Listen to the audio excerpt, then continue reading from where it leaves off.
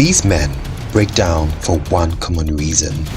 After their false accusation and even serving huge prison sentences, they've been exonerated by CCTV camera, DNA evidences, and lie detector tests. Let's count down to our topmost 6 shocking rape and abuse allegations.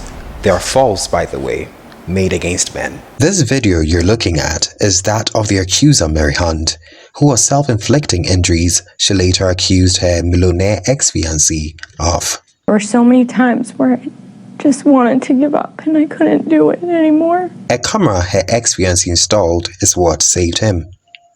Next up is Christopher, who was accused by his ex-girlfriend of 4 years of breaking into her home and carving an axe in her chest. It felt like nobody could believe me, nobody wanted to believe me. As a man, obviously it was hard to believe his side of the story until he was saved by a selfie. Apparently, at the exact time Christopher was reported to have assaulted her, he was at an event 60 miles away. He posted a photo of this event on social media with his family, and that is what saved him. Our next victim was accused by his wife to have raped his own daughter. Monzel, in your lie detector test, you were asked, did you have any sexual contact with any of your 3 daughters? You said no, and the lie detector said there was no deception. Yes, thank God. How does that feel for you? And that your daughters know it. Well, I felt they always did know it. You felt they always did know it. Mm-hmm. And didn't speak it because? They didn't know no better. They wasn't told no different. Miss Yvonne took a lie detector test and said, did you make up or exaggerate any stories with the intention to harm Monzel? She responded no, and the answer was deceptive.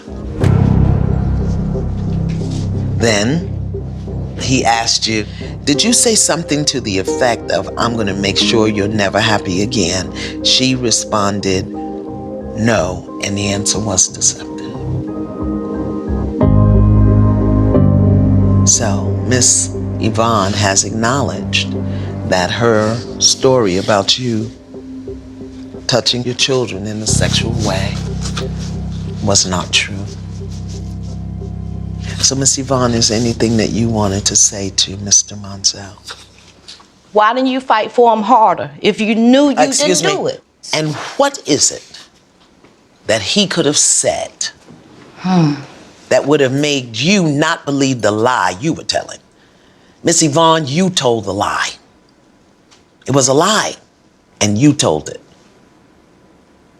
And you gotta own it. I'm sorry. I need you to say that you did not rape your girls. I need to hear it come out your mouth the way I've always heard it, Ma.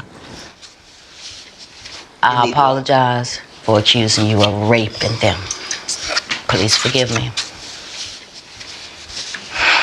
You don't have to forgive her. You don't have to. I cannot accept your apology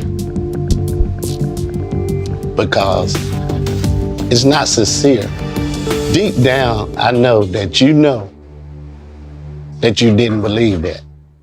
You knew I had no sexual desires for my children. For 25 years, this thing has broken me.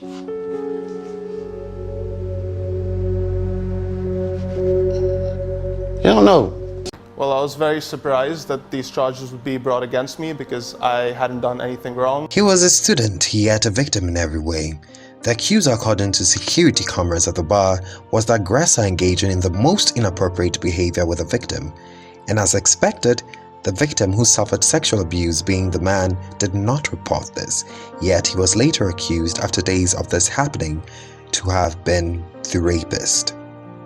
Thanks to the videos, he was exonerated. She made a gesture to her friend of her plans to have intercourse with me that night. A man jailed for 26 years for a crime he did not commit by a white woman. I was charged for rape in the first degree, sodomy the second, and kidnapping. And during that time, I just always maintained my innocence. Gregory was exonerated because of DNA evidence and his accuser's subsequent confession that she had fabricated the entire story. And later on, they questioned the victim. The victim just blatantly tell the truth. I made the whole story up. It was a lie. So after 26 years, where do we really go from here? Well, the people I do know, they living their lives. They working and all that stuff. And I'm stuck at the phase when I was a kid. Literally. This is by far the most emotional and painful story.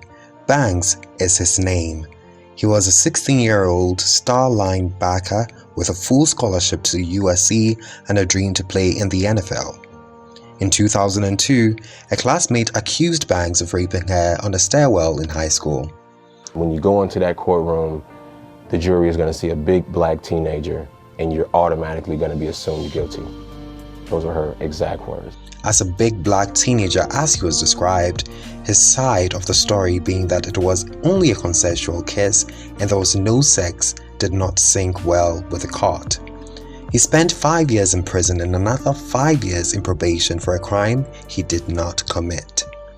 When he was released, he got a request from Facebook and it was from his accuser who wanted to meet up with him. He met up with her and with the help of the California Innocence Project, his accuser was recorded on a hidden camera. She admitted to lying about it to keep a $1.5 million settlement that her family had gotten after suing the school. I may not ever get the answers as to why I was supposed to go through what I went through. Voice community.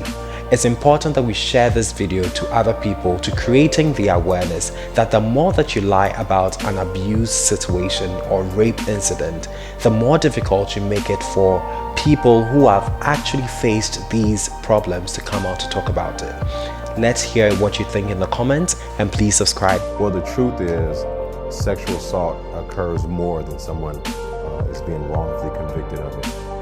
And that's the sad thing about it, is that these types of crimes do happen, and they happen too often.